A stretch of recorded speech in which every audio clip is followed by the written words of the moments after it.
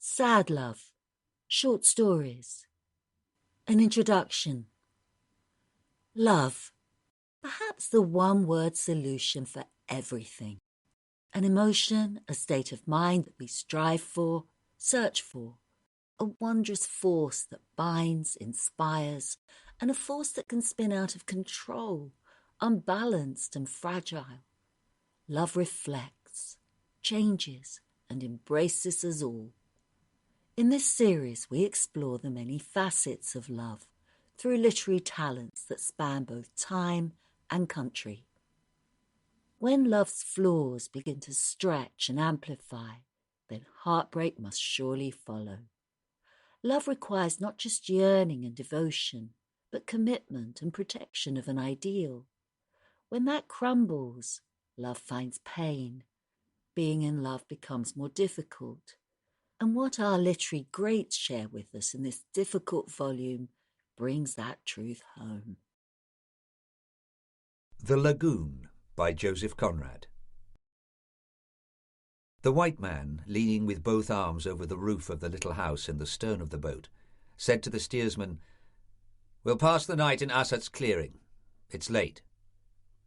The Malay only grunted and went on looking fixedly at the river. The white man rested his chin on his crossed arms and gazed at the wake of the boat.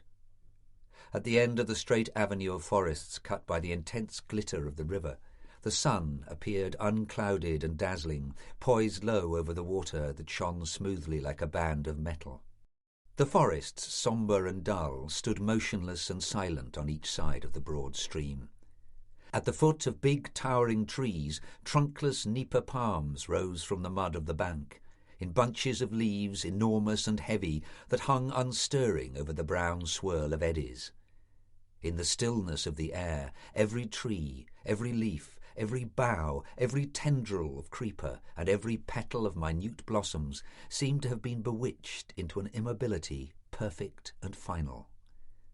Nothing moved on the river but the 8 paddles that rose, flashing regularly, dipped together with a single splash, while the steersman swept right and left with a periodic and sudden flourish of his blade, describing a glinting semicircle above his head.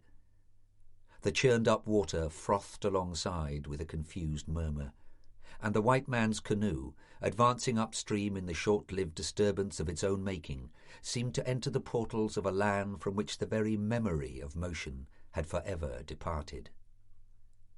The white man, turning his back upon the setting sun, looked along the empty and broad expanse of the sea reach. For the last 3 miles of its course, the wandering, hesitating river, as if enticed irresistibly by the freedom of an open horizon, flows straight into the sea, flows straight to the east that harbours both light and darkness. Astern of the boat, the repeated call of some bird, a cry discordant and feeble, skipped along over the smooth water and lost itself before it could reach the other shore in the breathless silence of the world. The steersman dug his paddle into the stream and held hard with stiffened arms, his body thrown forward. The water gurgled aloud, and suddenly the long straight reach seemed to pivot on its centre.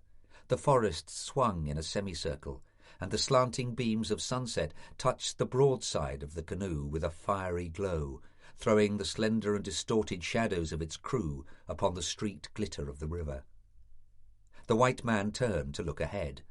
The course of the boat had been altered at right angles to the stream, and the carved dragon head of its prow was pointing now at a gap in the fringing bushes of the bank. It glided through, brushing the overhanging twigs, and disappeared from the river like some slim and amphibious creature leaving the water for its lair in the forests.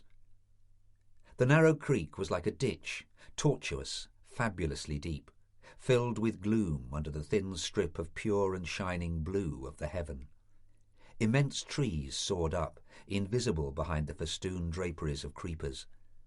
Here and there, near the glistening blackness of the water, a twisted root of some tall tree showed amongst the tracery of small ferns, black and dull, writhing and motionless like an arrested snake.